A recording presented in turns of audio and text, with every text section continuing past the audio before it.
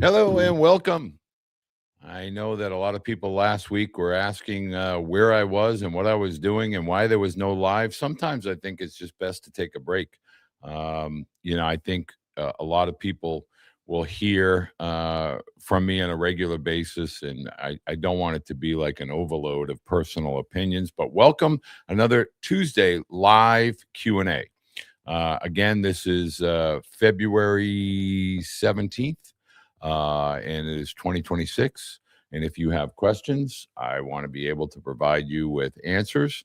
I want to first start off two business decisions here. One, first and foremost, pro line balls. Talked to a lot of college coaches over the last few days after their seasons have all kicked off at all levels now, JUCO, NCAA Division Two, NCAA Division One, Division Three will kick off here shortly. NAIA has already kicked off. A lot of coaches providing feedback on the pro line balls with regard to their durability, their various amounts of usage, both offensively and defensively. And I think you as well should take the time if you have a hack attack or a jugs machine or anything like that that you are utilizing. You should utilize the ProLine ball. And all you have to do is when you log on to prolineballs.com, enter the code BLUEBOOK, and you will get 15% savings on your baseballs and your softballs with seam, without seam. I can tell you that I have a lot of families and student athletes that utilize the balls, and they absolutely love them. Next, for those that are finding their way to this video via Facebook or Instagram or X, formerly known as Twitter, want to encourage you to find your way over to YouTube, subscribe. That's free. I'm asking if we could get to that early and not wait till the end. Also, engaging with the videos, especially the live videos, definitely help with regard to creating a push by YouTube and the algorithm that'll help parents and student athletes find their way to this information, but more importantly, help grow our community, help grow the channel. It would allow me to bring guests on to help provide insight. It will help provide me the opportunity to create new and regular, consistent information and resources. Creating content is something that I feel provides long-term value for parents and student athletes alike. So if you have a question, I want to encourage you to make sure that you find your way over to the comment box, fire me off a message, say hello, let me know where you're watching from. Make sure that I get to your questions. If you see me throwing information your way, I will definitely, if you throw a comment up there, I will definitely put the glasses on. I will make sure that I find my way over to your video, your question, and I will get that answered for you. Tonight, I think I want to start by letting you know that first and foremost, we are going to have a special guest. We're going to have Tamara Siemon on. She is a certified, she's a performance specialist. She works with several families that are at the high school and college level. I often refer parents when asked, and I really feel genuinely when I'm referring families to Tamara. I know that they're getting the assistance that they seek. And trust me when I tell you, that's our topic tonight. And I think it's something going to catch a lot of parents off guard, particularly of younger student athletes. So, again, if you have a question on this topic, and Tamara joins me and you want to ask Tamara a question, I'll make sure I ask her that question. A lot of parents, especially at this time of the year, begin to ask questions, especially those of new college student athletes. And when I say new, I mean those athletes that they have just gotten onto the field for the first time. There's some anxiety issues. It's a delicate topic. It's a topic that we do not talk about enough. But I can assure you that student athletes, and I interact directly with student athletes literally all over North America. I have athletes from Canada. I have athletes, obviously, from all parts of the United States.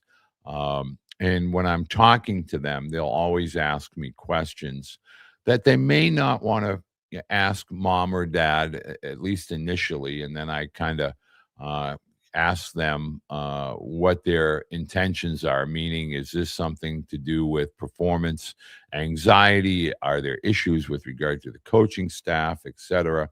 And what I really want to make sure that I bring to light is that I feel that a lot of times athletes feel stuck. They don't want to necessarily, bring this type of situation or revelation to their parents because they don't want their parents to get involved with coaches. They don't go directly to coaches because they don't want the coaches to go to their parents. And so I think what we need to understand is the weight of expectation is extremely heavy. And it begins not only at the college level, it really begins at all levels of youth sport, all sports, not just baseball or softball.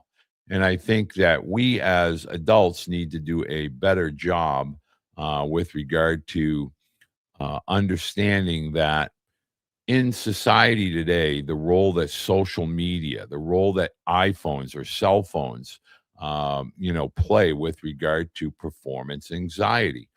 Everything is being captured on a phone, not just by parents, but by other individuals that are looking for, those types of blooper moments. And unbeknownst to us as parents, sometimes our children are caught in that crossfire and we don't understand that, and there becomes this fear of making mistakes and being captured on video. Next, there's that performance anxiety that hangs over a lot of young adults, meaning when their families are showing up at games, the young student athletes, when all of the grandparents and the aunts, the uncles, the siblings, the friends, the peers, bases loaded, nobody out, or your student athlete is the pitcher, that becomes that performance anxiety.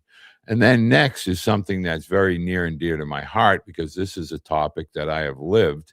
When you're the parent of a student athlete, our words linger with our children, with our student athletes. And sometimes how we phrase things um, places a burden or an expectation with our student athletes. And, that's something that we really have to pay close attention to because it does cause stress. And there are often times where younger athletes don't want they suddenly shy away and back away from athletic events because it's something that just brings them down or places too much burden on them, and they don't know how to say to mom or dad, hey, you got to back off a little bit, let me go have some fun. And the number one lesson in there is that failure is an extremely, as we've talked about multiple times, failure is an extremely important building block for student athletes' success as they get older and grow up, meaning they learn how to persevere, they learn how to compete without worry about the results. Um, but we as parents lose sight of that because things such as game changer and all of these other technical nuances of youth athletics, hey, I think you got robbed of a hit there, or so it raises the, well, I'm not going to get a hit in it all every time I get to the plate, or I'm not going to strike every hitter out. And so, this is something that I can tell you with my own sons, particularly my youngest Tyler, who still plays. This is a topic that we need to be really well aware of, because we should be more of a fan as opposed to a critic or a coach. Um, Being a fan of the participation, and not really worried about or consumed with the results. Oh, you would have won that game if your shortstop made that play or the left fielder made that catch. And I'll admit I've been guilty of that, and it does have an effect on the athletes. And I think it's something that we need to make sure that we're cognizant of as parents, and making sure that we are being more uh, aware of our words and our facial expressions and things like that. Uh, Keith, I want to say hello to Keith. Um, and just middle of the wave. The big thing that led me to this topic tonight, and Keith, thank you for watching. And I know Trace is having a heck of a start. Um, Getting a lot of feedback from parents about the whole college recruiting, and then I'm getting feedback from parents of athletes that are on college rosters. And a lot of the feedback is, well, my son is definitely as good as the guys that are playing ahead of him. Should I have my son go and speak with the coach?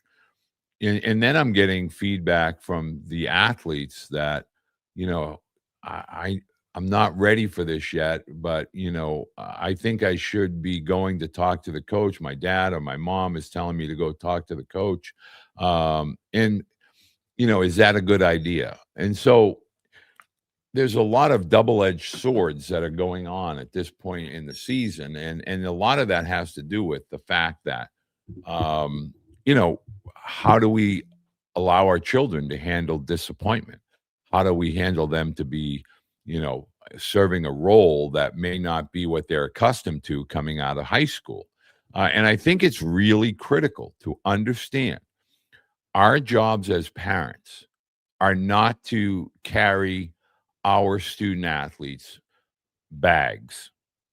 Now, I say that as a metaphor, but I mean that significantly, meaning our children, our student athletes have to learn to be accountable. They need to learn how to engage with coaches. They need to learn how to engage with teammates. They need to find their way. And, a lot of times I'll get calls during this time of the year. Uh, is this something I should bring to the coach's attention? How should I handle this? If he's not going to play, should we ask for a red shirt? Maybe we should go down to a JUCO and we'll get playing time. I really want to address this in such a way that'll be more of an informative um, kind of dialogue with you as you're watching this and let you know college baseball, college coaches are not meant to be your friends as parents, and they're certainly not meant to be friends of your student athletes, your children. Your high school coaches are going to interact with your student athletes much different than college coaches are, and I really want that to be understood. The college coaches have a responsibility to the school, the athletic department. They have a responsibility to a program, to all of the student athletes, not just individual student athletes. And they are responsible for the team and the successes of the team. They are graded. They are always being evaluated, and so I want parents to be on record to know. And we've talked about this at nauseum during the off season. College baseball is a business, and they are in the business of being uh, the overseers of successful programs, and they are paid accordingly. They're responsible to provide supervision, but to provide a learning experience and a successful experience, especially at the higher levels. Yeah, if especially in today's world, where at the higher levels, if you are successful, at some of the lower to mid-level schools, then that's going to lead to opportunities at higher levels, whether that be now professionally, as we've seen with Tony Vitello and Pat Murphy, the Giants and the Brewers, respectively. But college baseball is now becoming the gateway into professional athletics. So I need you to understand that the noose, I don't want to use that metaphor. That was incorrect, and I apologize. It is going to be a very, very difficult funnel for athletes coming out of high school. That's just a fact. It's not going to change no matter how much you think it is not fair, no matter how much we as adults want to complain. The simple understanding of all of this is that the days of Mike Piazza being a 60th round draft pick, or even Albert Pujols, a 13th round draft pick out of a JUCO, those days are coming to an end. We're going to get down from 20 down to maybe as low as 10. The Don Mattingleys of the world that were drafted in the 19th round. I could go on and on about several, late round draft picks that have gone on to have, illustrious major league careers. But you needed to be in the minor leagues in order to get the opportunities to play at the major leagues. Major League Baseball is going through a dynamic change, and we are going to live through that during the year of 2027. Enjoy 2026 and all that comes with it, because starting in 2027, both Major League Baseball and college baseball will begin to undergo massive changes that will going to have an effect on the high school athlete. And as somebody that knows, we're creating anxiety for high school athletes, because when we say things like they're physically not ready, they're physically not prepared, they're mentally not prepared, no one is trying to be a negative anchor or weight tied to your athlete and try to destroy or dim their lights or dim their hopes. What's really the point that I'm trying to make, parents and student athletes at the high school level need to come to a basic foundational understanding that the days of going through the conventional chain, high school to JUCO, high school to Division III, high school to Division II, those days are just not going to be as readily available. NCAA Division II baseball is just elite. It is very, very, very good baseball. NCAA Division III baseball, and trust me, I was a head coach at Division III. I never recruited an athlete that aspired to be a Division III athlete. In fact, during my 7 years as a head coach, I had 5 boys that went on to play professionally and earn a living playing baseball. From an NCAA Division III school. Those days are going to get much, much harder, because the access points are just not going to be as readily available.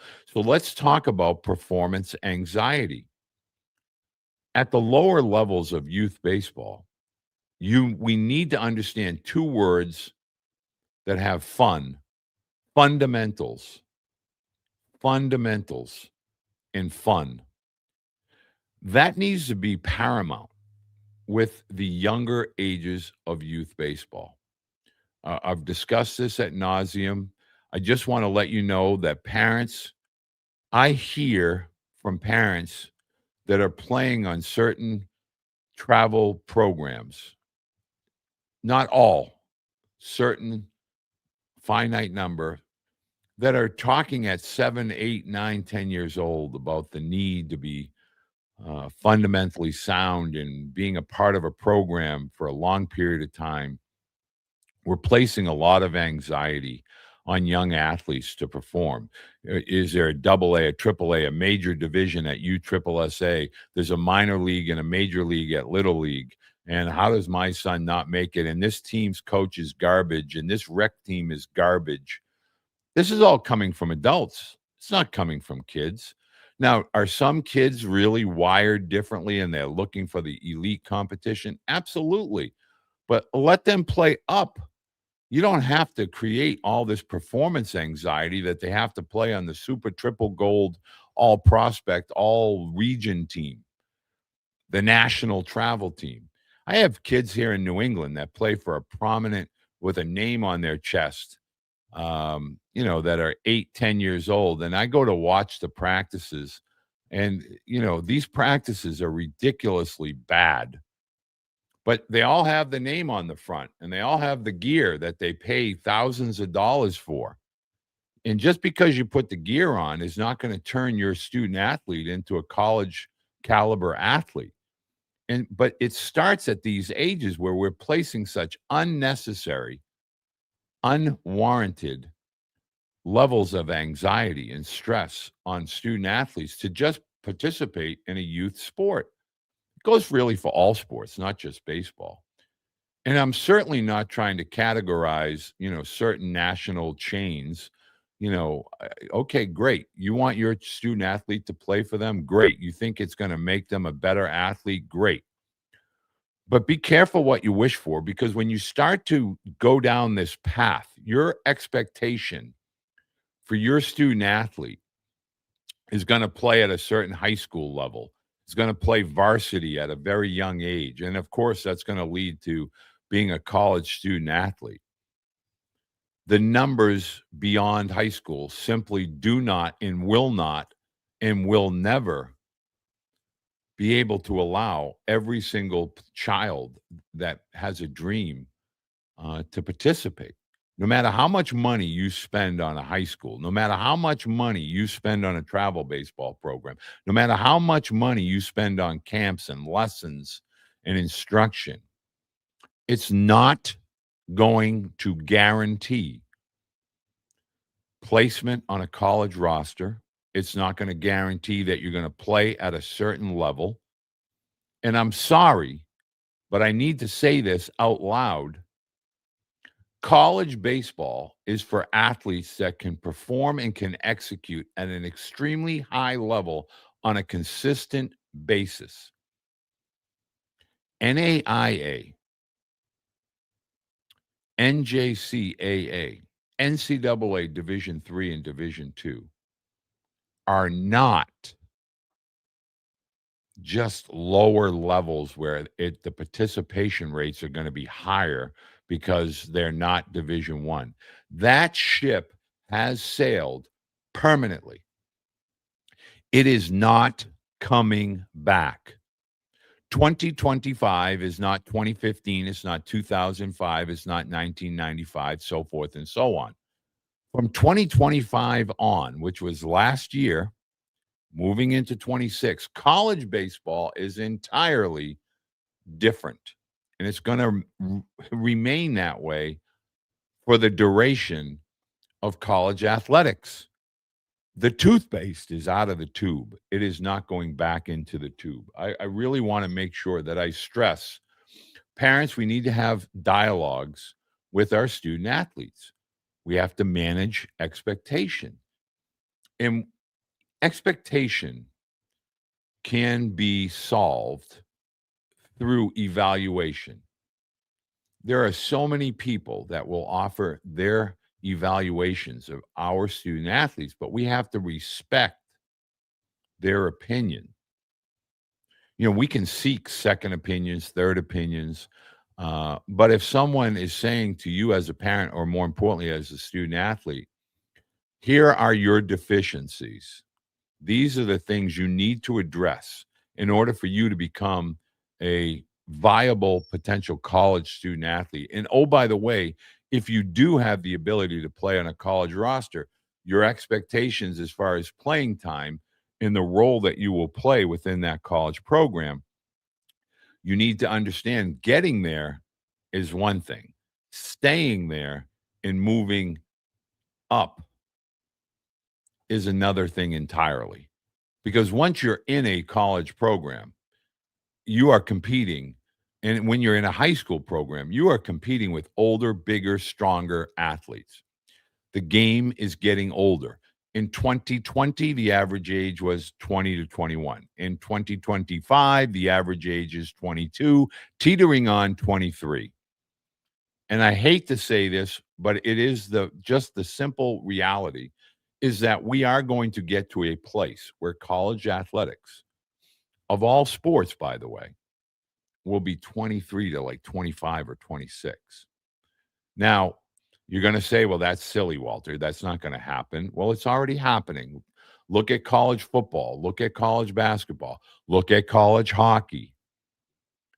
College baseball is going to start to see these guys coming back where they used to have, they played minor league ball.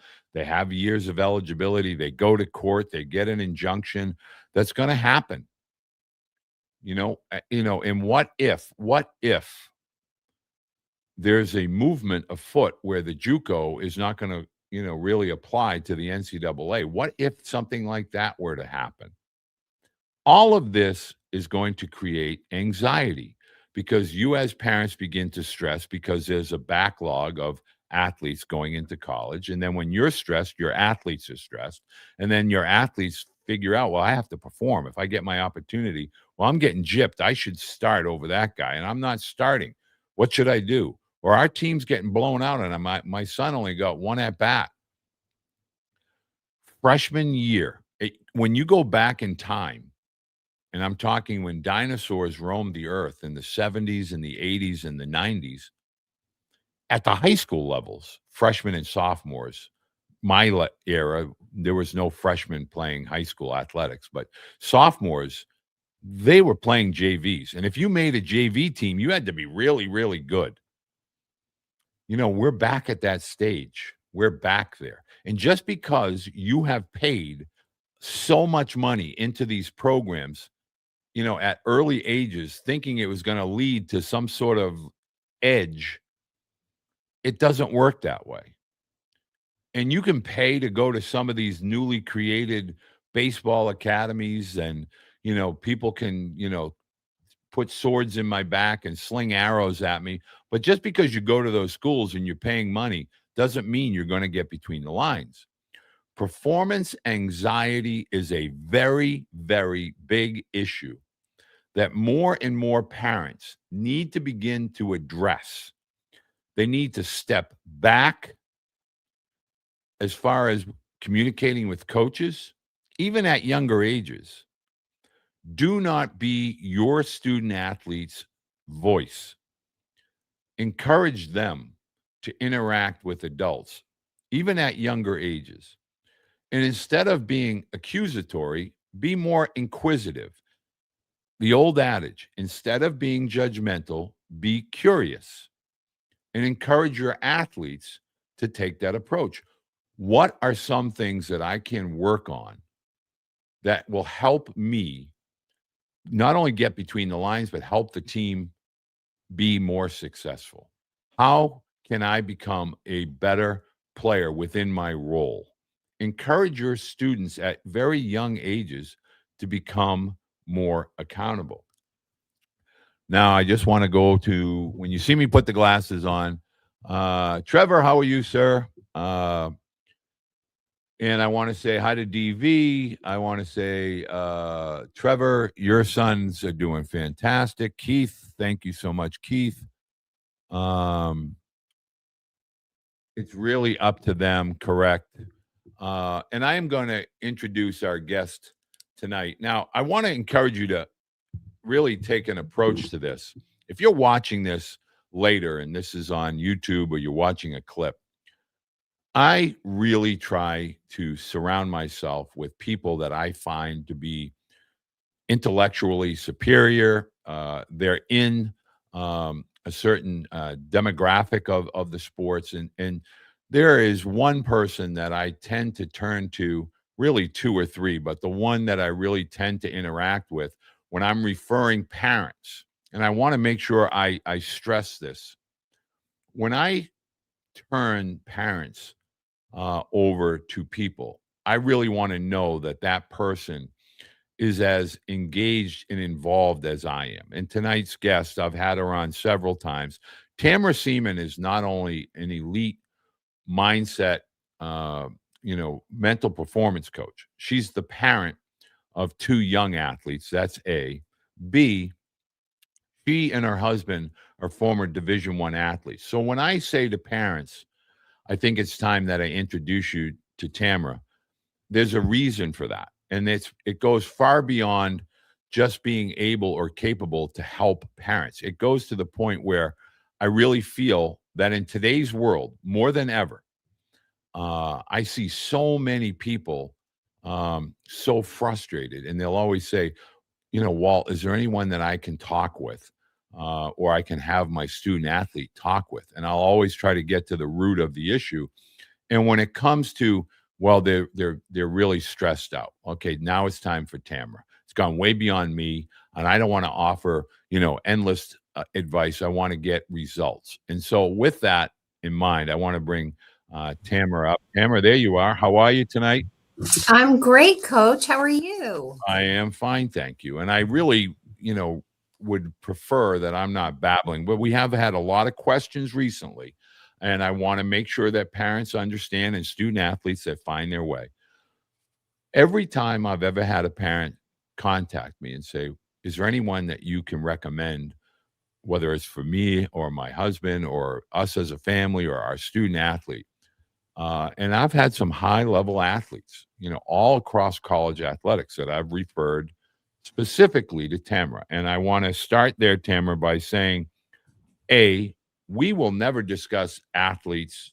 We will respect privacy. This is not going to be like on this team at this position, none of that. But I will assure you that things that Tamara and I discuss tonight we have discussed with parents.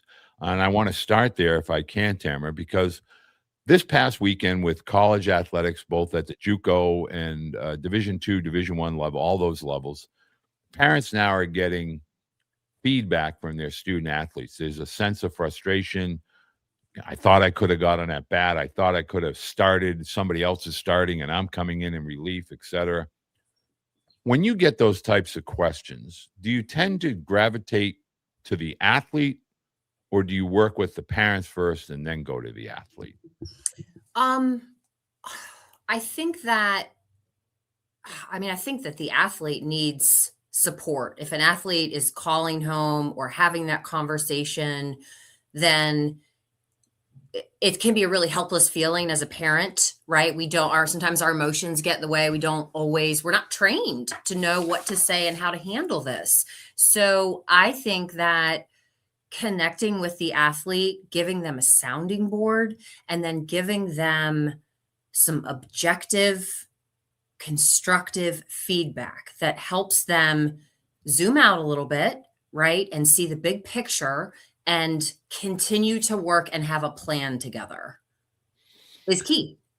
Well, I think one of the questions that I get a lot of parents, will ask me is, at what point should an athlete, or should we as parents begin to seek out, because we see this mental performance and elite mindset, and we start to wonder, does that really apply to us? Should that apply to us? Is that something? But I try to get parents to be very aware, and I always will tell parents right from the get-go.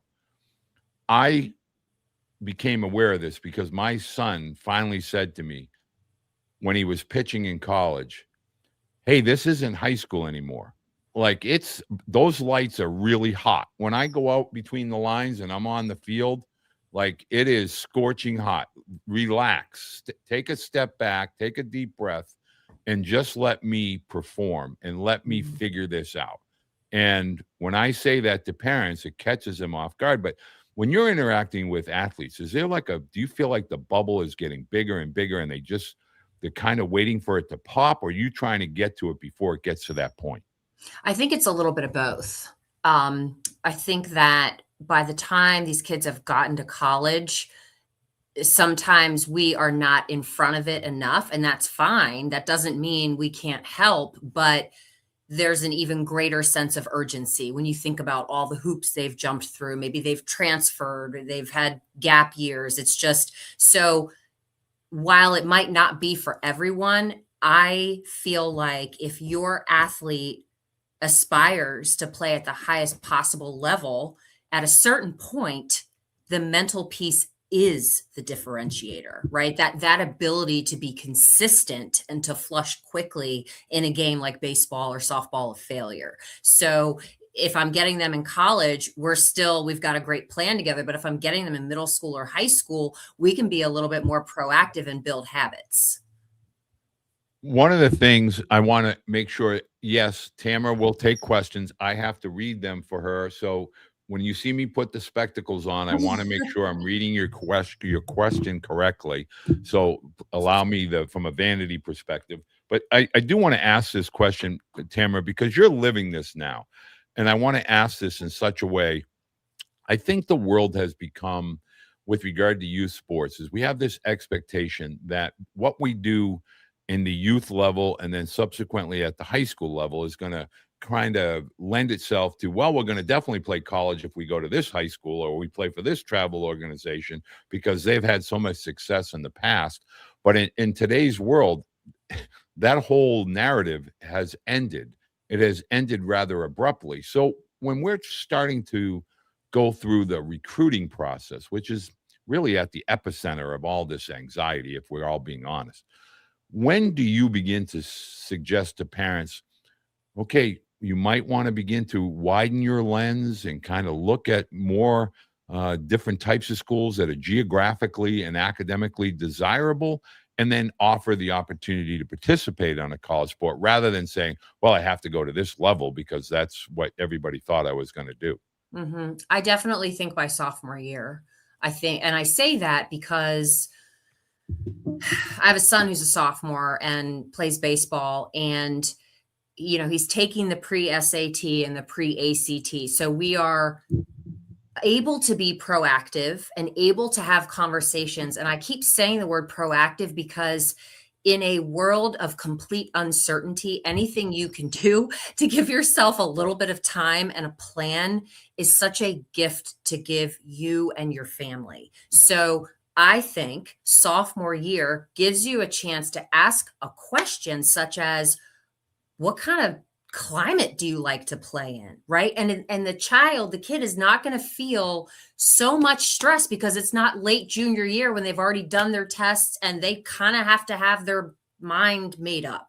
So I would say freshman, sophomore year for sure, and make it an experience, right? Make it their experience.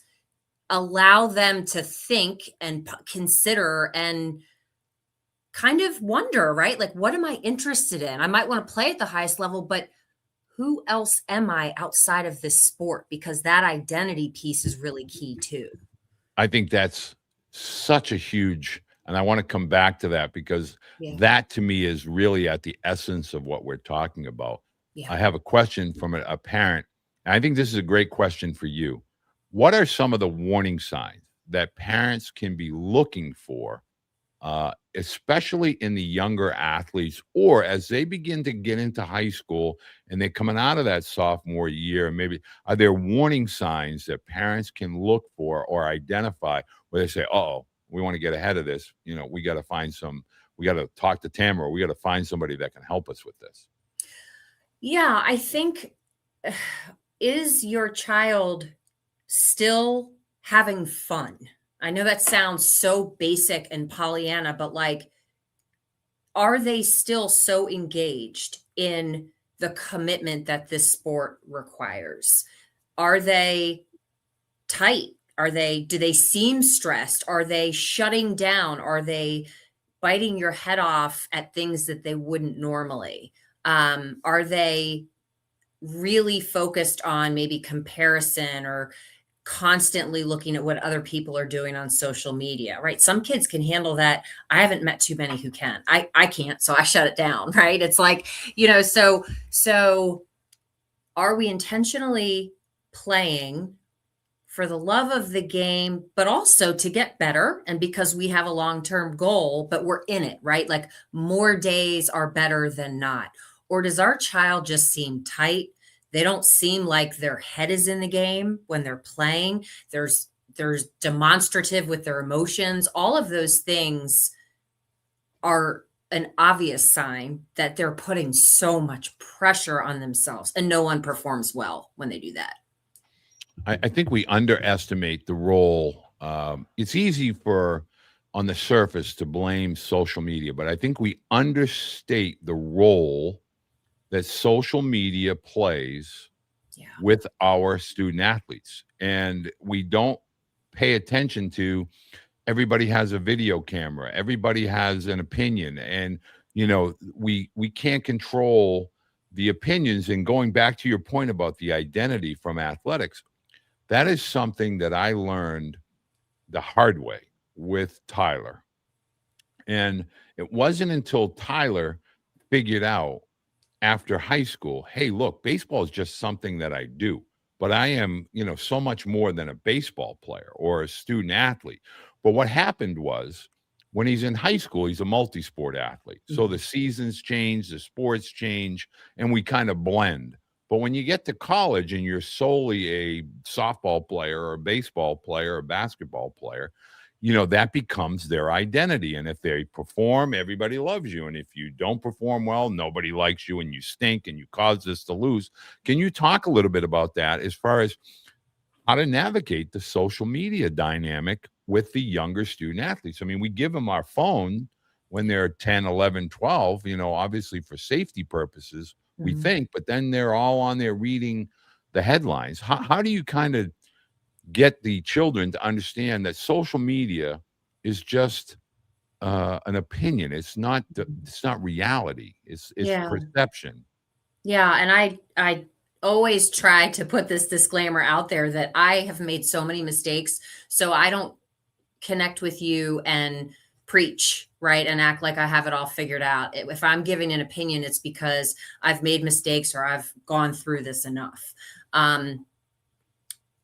You know, we're more comfortable when our kids have phones for safety purposes, of course, but I think that even if your child is a good kid, they still aren't emotionally, mentally mature enough to handle the impact and avoid getting sucked down these rabbit holes. And so I've, put the screen time settings on my phone where I control, hey, you get an hour a day on all these game apps when they were in middle school. And like, if you use it and you finish, oh, well, sorry, just to try to minimize. And my husband and I try to be really intentional. Like, we don't use our phone at dinner. We're not perfect. We make mistakes, but I'll also let my kids call me out, right? Because if I'm going to hold them to something, they're allowed to hold me to that same standard, because I'm human too and I make that mistake. So I just think that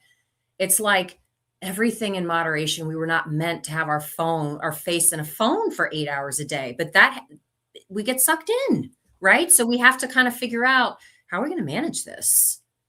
One thing I want to let parents know, and I've said this in the past, but I think this is a good kind of reminder. One thing that I did with my boys as a parent, and I still do to this day, and I really feel this is important for you as parents to give your children that voice. And I used to call it a locker room session, where you basically could call a locker room. You can tell me anything. You can say anything. I'm not going to react. I'm not going to get upset. I'm not going to punish you. But this is your time that you're calling for with me to say whatever's on your mind, to get it out, to vent. And I would always encourage them, just like I would. And I started this because as a college head coach, I would always say to my athletes, my door is open. If you want to call a locker room session, I'll shut the door. You can say whatever you want to me. However you're feeling, however you want to phrase it, whatever comes out of your mouth, it'll end there. It'll always just between you and I, and it will never be said outside the confines of these walls. And I would have college kids come in, and my boys were very young when I started that. And they could hear the voices get loud by some of the athletes. And then as they got older, I would begin to say to them, if you ever want to call, a locker room with me, with dad, You just tell me, and I'll come into the room. We'll sit down, and you can say whatever's on your mind. Now, to this day, they're 35 and 33, and I'll get a call saying, Dad, I need 5 minutes. I need a locker room, 5 minutes. And it can be on a myriad of different topics. But my point is to say to you as parents, give your children, your student athletes, the platform to vent, to get it out, and to be able to know that they can come to you and trust you with regard to all of life's issues. Because what you don't understand is on that phone or on those social media platforms, sometimes they're seeing other people doing things that they don't have the ability to do just yet. And we celebrate them. Or we don't understand the DMs that they get or the messages or, that come through these platforms. And we don't know who's behind those walls. We don't know if they're peers. We don't know if they're adults. But I can tell you there are some pretty vile adults that'll say things to young student athletes, 15 to 19 years old. You suck, you stink. I can't believe you made that error. And they swallow that and they swallow that and they read it and they read it.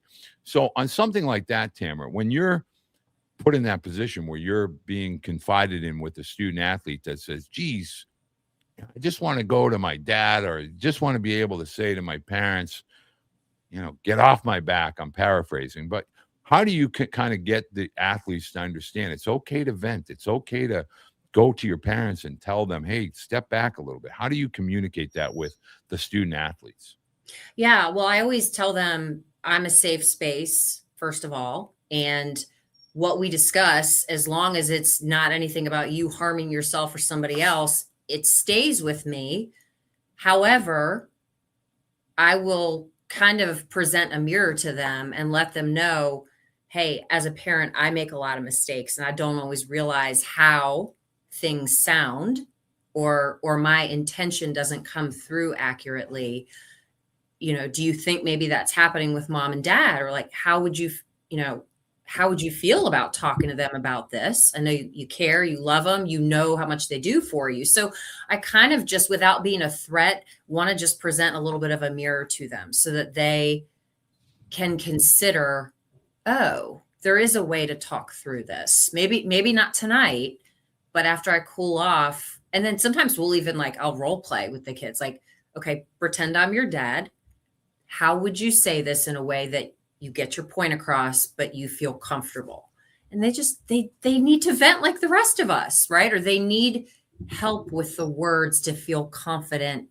But man, it makes that relationship better, right? You and I know that when we can appear so genuine to our kids and let them see that we know we don't have it all figured out all the time, it's like it just strengthens that trust.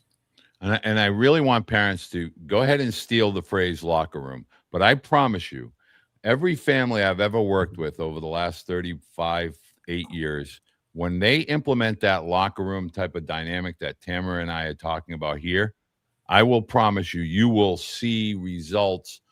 It's almost as if you're letting the air and the shoulders relax and they relax because they know they have that card.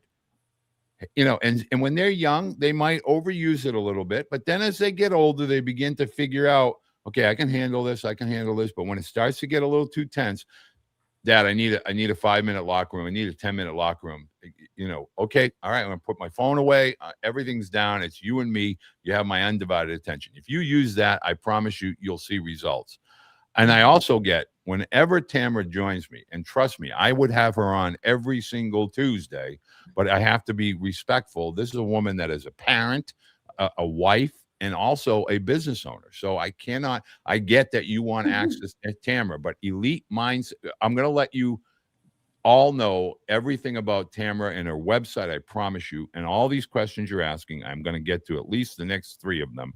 But can you, Tamara, when athletes begin to doubt themselves, when they begin to talk in a negative way about their ability or their skill set, or they don't measure up, how do you, get parents to be able to build them up or get them back into failure is a part of this process, and you have to work on the things that will make you better as opposed to worrying about the things you do good now. Mm-hmm.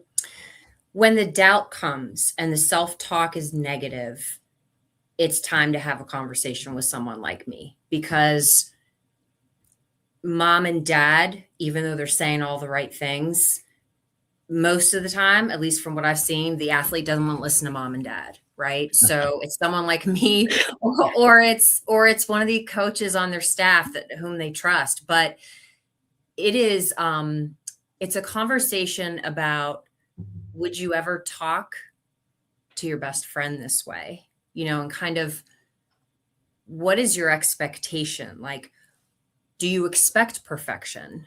Is that realistic? Right? No, then we're shooting for excellence, and excellence is really hard to be consistently excellent. So it's that, and then it's like we're asking them to remind themselves, what's your why? Why are we doing this? Do you love it? Kind of, I ask very basic questions, but because I don't know the child, it helps them sort of realign and recenter with why they're doing this in the first place. And just some awareness of how they're talking to themselves and their body language and what they're thinking about. That's the quickest way I can get them to flip it, is like, let's pay attention to how we're talking to ourselves. I'm going to challenge you today that every time you start to be negative, you catch yourself and you take a breath. That's all I want you to do. And very quickly, we stack a couple of good days and we get out of a bad habit. Can we kind of continue that? Because I try to get parents to understand all of us as humans have this dialogue with ourselves. And when you wake up in the morning, there's this kind of moment where you can say something positive to begin our day, or something negative, or what I would call neutral to start our day. And if you could just explain to parents, especially the student athletes that are like that, the 12 to 18-year-old, it's really important for them to approach each day in such a way where today I am going to try to be better at this. I'm going to try to be more organized. I'm going to start to take better notes. Just a positive start to your day when you first wake up. Can you talk about how it's important to get your student athletes or your children to understand this when they're entering middle school and when they're getting into the what I call the world of the big boy worlds and social media and all the peer interaction? Just positive thinking and positive approach and the power that can have. Yeah. Yeah. And I do want to make a distinction. There's a phrase out there called toxic positivity. And that is this misnomer that I don't expect you to be positive all the time, because that's not practical, right? There are days and there are moments and there are situations that are really hard. So I have kind of massaged that word, and it's more like, when you can be positive and it's genuine, all in. When the reality of your situation is tough, then I want you to be productive with how you talk to yourself. Like that. Okay. Right. And the other thing is, and this is not my numbers, I'm not a doctor, but so many studies say we have as many as 50,000 thoughts in a day. And of those 50,000, 3/4 of them are negative. We are wired to fear things, to protect ourselves, AKA to be negative, right? There's a lot of doubt that comes through. So when I float that out there, it's because I want people to know it's normal. And just because you think it doesn't mean it's true. Right. Like it's I've heard people say it's like clouds floating through, and man, that can be hard to let the thoughts float, but we have a choice every single day.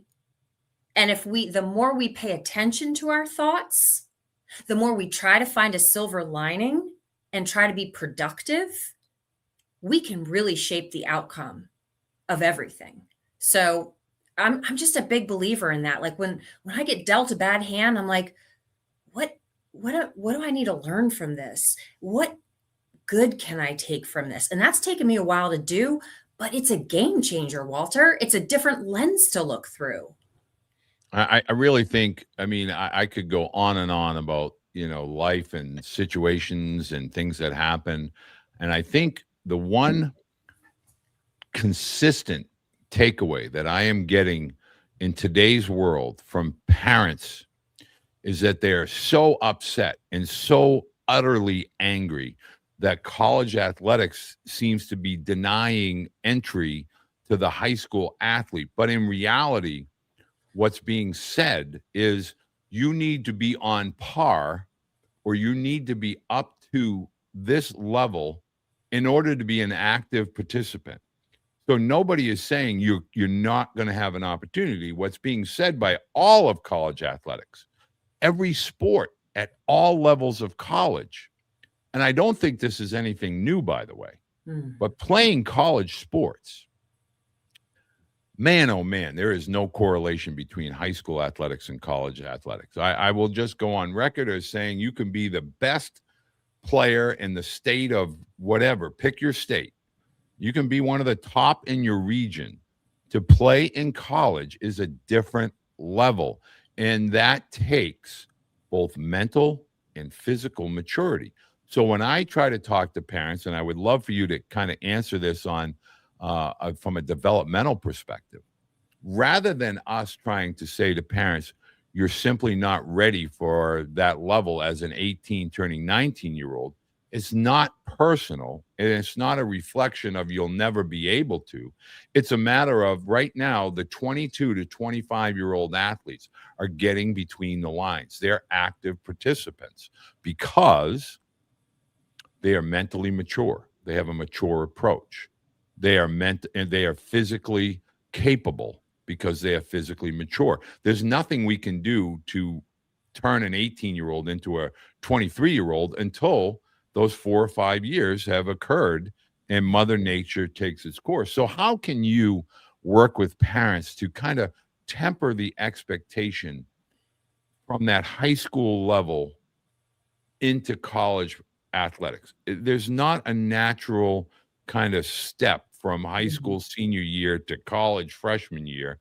In some cases, it may take an extra year or two, whether you choose to do it academically or just choose to kind of take that gap year. How do you get parents to understand college athletics are really, really difficult? I think we need to take the lead of our kids. And if our kids are saying that this is what they want, then we have to put the emotion aside and we have to look at what the facts are. I mean, Right. it doesn't matter if I think my kid is good enough to make the jump. It's we have to normalize, like Walter, you would know better than I, but what is the percentage of high school baseball players who are getting taken by elite D1 schools?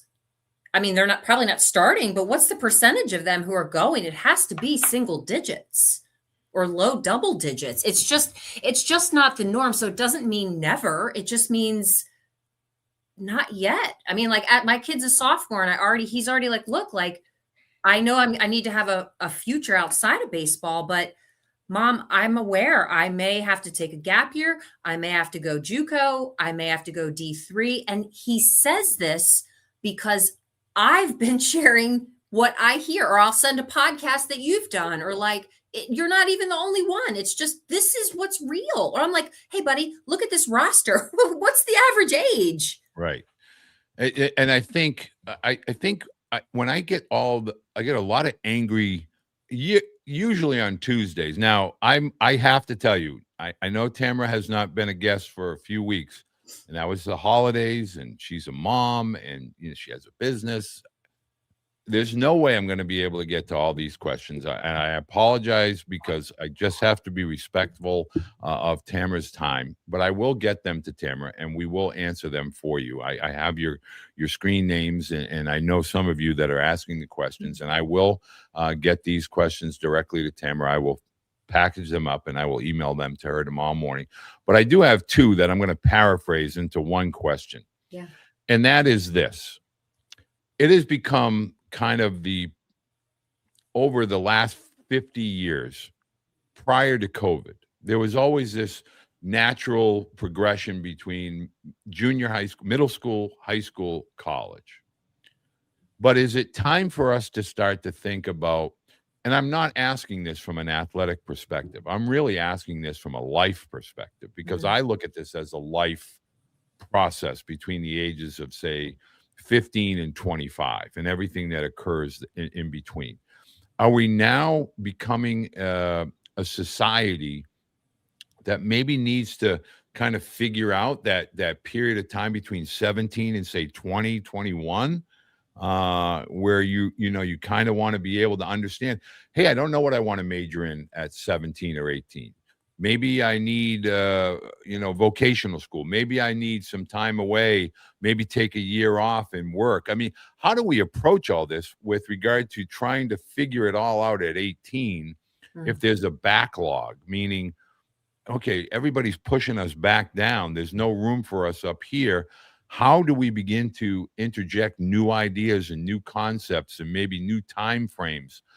Because we seem to all want to be running in the same direction after high school, but there's just not enough room at the end with regard to athletics, and even college as a whole. Yeah.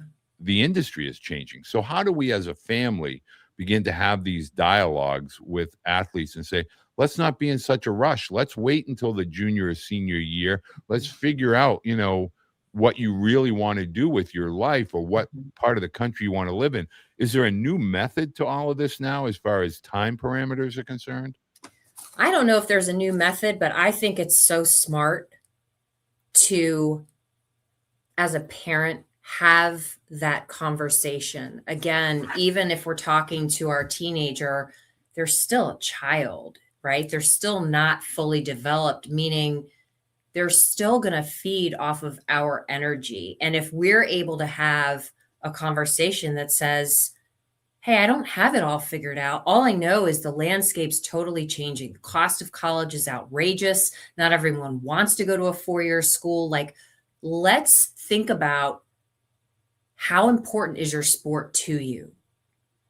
Like, if you had to rank it in the top 3 or 4 in terms of criteria of what you envision, if you ask someone that type of a question, even if they're 16, they can usually answer it, right? And so, how important is it that you play a sport? And who else are you? If you couldn't play this sport, what else are you drawn to? It's important to ask those basic questions. And I think get the wheels spinning, even if they can't answer right then, because you want your child to know or have a, even if it's, I know what I don't want, like we're helping them sort of forge their way through this. They're meandering down this path. And, some people can have everything they want, but I haven't met a lot of them. You Right. have to sacrifice. Like you knew my daughter was going to play Division III softball, and then she got into UGA, and she was like, Mom, I want to go to UGA and experience that more than I want to play softball. And we had to have a hard conversation, and we retired quickly from softball, but it wasn't my decision. It was hers because I asked the hard question and I gave her time to really think about it. And it was her decision. And she's at peace with it. And I am too because of that. So Now, it's, I think that is phenomenal because I think that is the crux of what I was trying to get at. That is, I didn't even know that. I want to be honest with people. I had no idea I know. that I hadn't answer was told you coming yet. up. No, but I will tell you that I just had that same situation with a baseball athlete and basically said to me, I just want to be honest with you, coach. I got into, and I won't mention the school, and I think I just want to go to that school and experience everything that goes with that school. And I was like, yes, yes, absolutely. Yeah. That's a moment of clarity. Yeah. And I think, as Tamara just stated, allowing our children to have that ability to say, you know what? I don't know if I really want to be a part of all that in college. And I really want to go to this college because of the overall experience is going to be amazing. And I really want that in my life.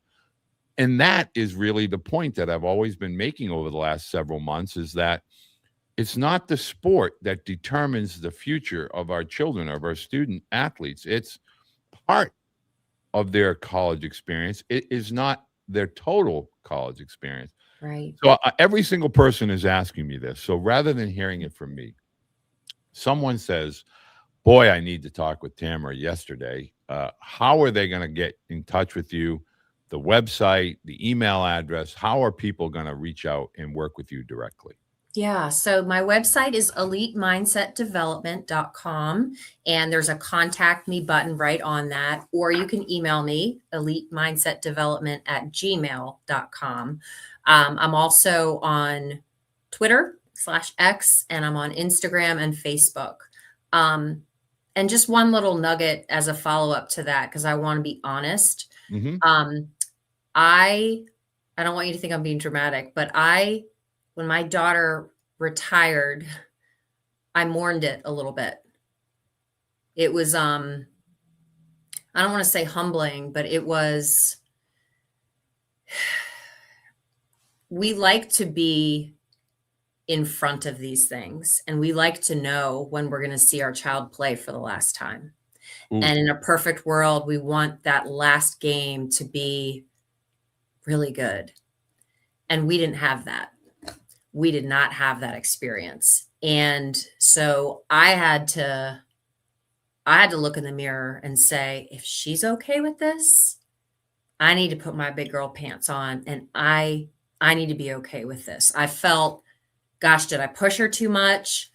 Did I do everything I could have done? I had all these questions, and then I could look in the mirror and say, you did everything you could. And this is her decision, and it's a piece of who she is, but it's not all that she is, and she can see that, and she's okay. She's okay. And so, like, I'll miss her playing. I'm going to miss it, but I'm proud of her. And I feel a peace inside that she's where she needs to be. So I guess I'm just sharing that because when you start when they're 9 or 10 years old and you make a lot of sacrifices, it can be sometimes we're not ready for it to end. Right.